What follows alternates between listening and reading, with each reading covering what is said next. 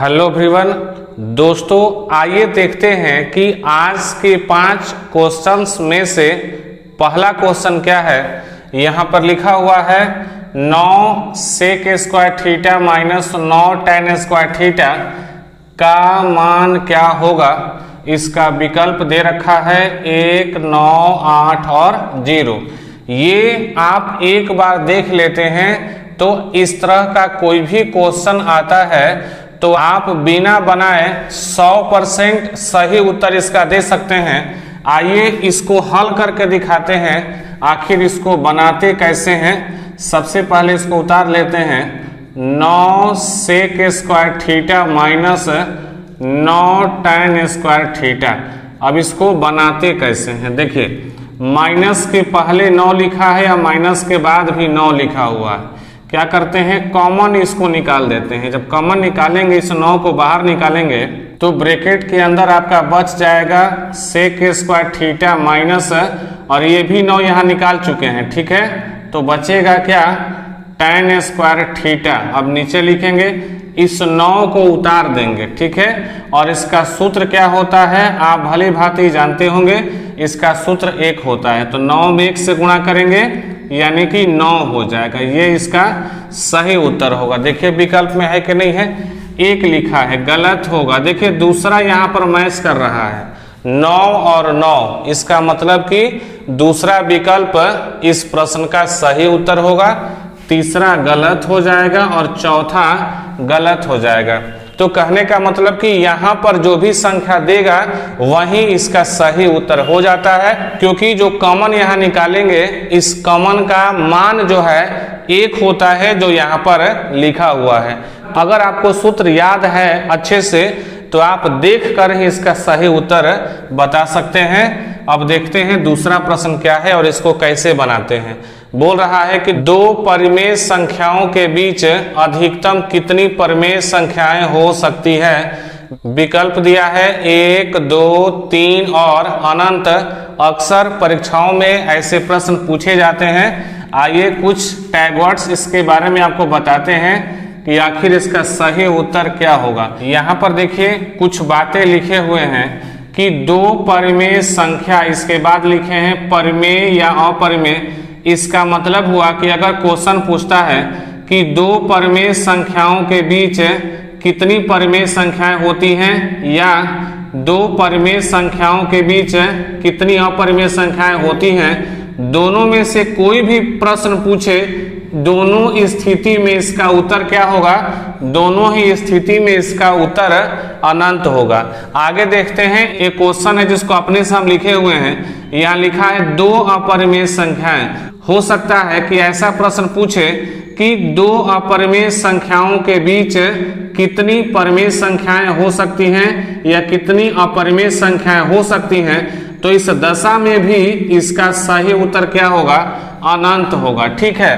तो इसमें थोड़ा भी डरना नहीं है कि 2 परिमेय संख्याएं या 2 अपरिमेय संख्याओं के बीच कितनी परिमेय संख्याएं या कितनी अपरिमेय संख्याएं होती है। तो इसका सही और सटीक उत्तर देखिए यहाँ पे बॉक्स में लिखा हुआ है। आप एक बार देख लें, परीक्षा तक आप नहीं भूलने वाले हैं। इसलिए देखा हुआ चीज याद किए हुए चीज से अधिक समय तक माइंड में स्थिर हो जाता है। तो अब देखते हैं कि जो प्रश्न दिया हुआ था इसका सही उत्तर क्या होगा। 2 परिमेय संख्याओं के बीच अधिकतम कितनी परिमेय संख्याएं हो सकती हैं। 2 परिमेय संख्याओं के बीच पूछ रहा है और कितनी परिमेय संख्याएं पूछ रहा है। 2 परिमेय संख्याएं और कितनी परिमेय संख्याएं, तो आपको उत्तर क्या बता है, अनंत बता है। देखिए पहला विकल्प 1 गलत, दूसरा भी गलत, तीसरा भी गलत, चौथा देखिए यहाँ पर मैच कर रहा है, यानी कि चौथा विकल्प इसका क्या होगा, सही हो जाएगा। इन सारी चीजों को बस आप देखते रहिएगा, बाकी ये जो क्वेश्चंस दिया हुआ है आप देख करके इसका सही उत्तर बता सकते हैं। तीसरा प्रश्न देखिए क्या लिखा हुआ है।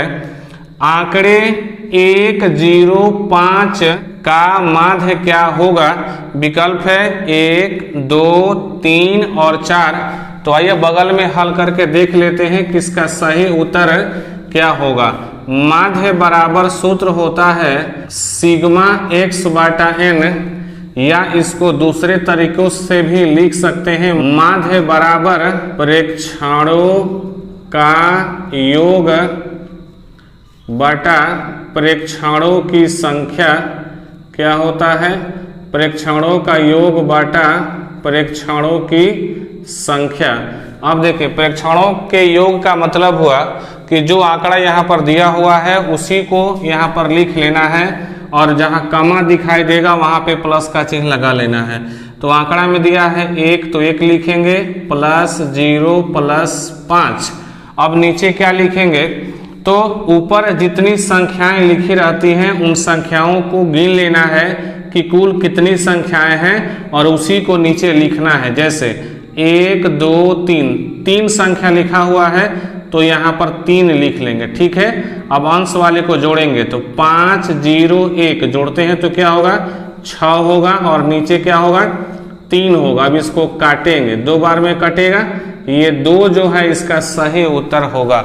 अब देखिए विकल्प में कहीं है कि नहीं है? 2 देखिए यहाँ पर पहला विकल्प 1, ये गलत हो जाएगा। दूसरा देखिए मैच कर रहा है, ठीक है, 2 और 2 ये मैच कर रहा है, यानी कि ये सही उत्तर होगा। तीसरा गलत और चौथा गलत हो जाएगा। चौथा प्रश्न देखते हैं क्या लिखा हुआ है। एक निश्चित घटना की प्रायिकता कितनी होती है? इसका विकल्प दिया है 0 1 100 और अनंत। आइए बगल में एक लाइन लिखते हैं, केवल आप इसको देख लेंगे तो आप आसानी से बता सकते हैं कि इसका सही उत्तर क्या होगा।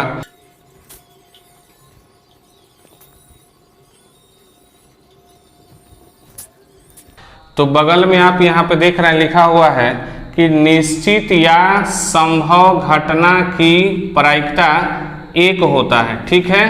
क्वेश्चन में निश्चित घटना की प्रायिकता पूछे उसका भी आंसर 1 होगा, या संभव घटना की प्रायिकता पूछे उसका भी आंसर 1 होगा। फिर यहाँ नीचे लिखा हुआ है अनिश्चित या असंभव घटना की प्रायिकता, तो अनिश्चित घटना की प्रायिकता पूछे उसका भी आंसर 0 होता है, और असंभव घटना की प्रायिकता पूछे उसका भी आंसर 0 होता है। अब कभी भी आपको कंफ्यूजन नहीं होगा। एक निश्चित घटना की प्रायिकता कितनी होगी? 0 गलत हो जाएगा, 1 सही होगा, ठीक है। देखिए बगल में लिखा हुआ है निश्चित या संभव घटना की प्रायिकता 1 है, और यहाँ पर 1 दिया हुआ है, और प्रश्न में एक निश्चित घटना की प्रायिकता पूछा हुआ है, ठीक है। तो ये आपका बी नंबर विकल्प सही हो जाएगा, तीसरा गलत होगा और चौथा भी आपका गलत हो जाएगा। देखिए पांचवा प्रश्न क्या पूछा है, किसी भी वृत्त पर कितनी स्पर्श रेखाएं खींची जा सकती है।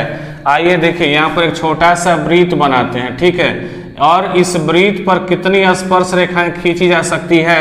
तो कितनी स्पर्श रेखाएं खींची जा सकती है इसका कोई कंडीशन नहीं दिया हुआ है, तो कहीं पर भी आप स्पर्श रेखा खींच सकते हैं, इसका कोई लिमिटेशन नहीं है, ठीक है। तो आप समझ सकते हैं कि आप जितना चाहें उतना स्पर्श रेखा खींच सकते हैं। इसका मतलब क्या होता है? इसका मतलब जो है अनंत होता है, ठीक है। जितना मर्जी उतना खींच सके, जितना मर्जी उतना स्पर्श रेखा बना सकते हैं, तो उसका आंसर क्या होता है? अनंत होता है। 4 गलत हो जाएगा, 2 गलत हो जाएगा, 1 गलत हो जाएगा।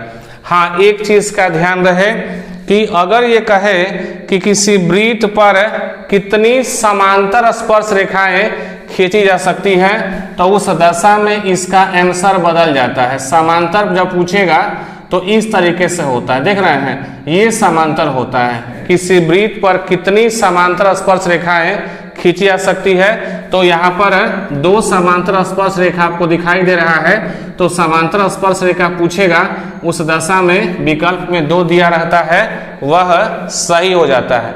फिलहाल में वृत्त की समांतर स्पर्श रेखाएं नहीं पूछा हुआ है, यहाँ बोला है किसी भी वृत्त पर कितनी स्पर्श रेखाएं खींची जा सकती है, तो अनलिमिटेड स्पर्श रेखाएं खींची जा सकती है, इसलिए इसका उत्तर अनंत हो जाएगा।